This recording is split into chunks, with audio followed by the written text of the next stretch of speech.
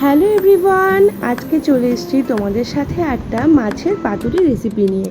অনেক রকমের তো পাতুরি খাওয়া যায়, ইলিশ পাতুরি, ভেটকি পাতুরি, কিন্তু আজকে আমি করব কাতলা মাছের পাতুরি।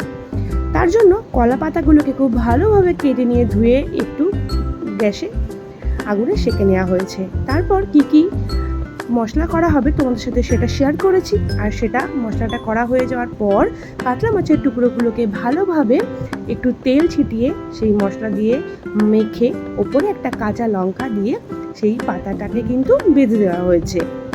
এরপর একটু সিলিকন যে বোলটা নিয়েছিলাম সেটাতে তেল ব্রাশ করে মাছগুলোকে এয়ার ফ্রাইতে 120 ডিগ্রিতে 10 মিনিটের জন্য প্রথমে দেওয়া হলো। 10 মিনিট ফ্রাই হয়ে যাওয়ার পর একটু নেড়ে উল্টে দেওয়া হলো। তারপর আরও 15 মিনিট সেট করে মোট 25 মিনিট পর বার করা হলো।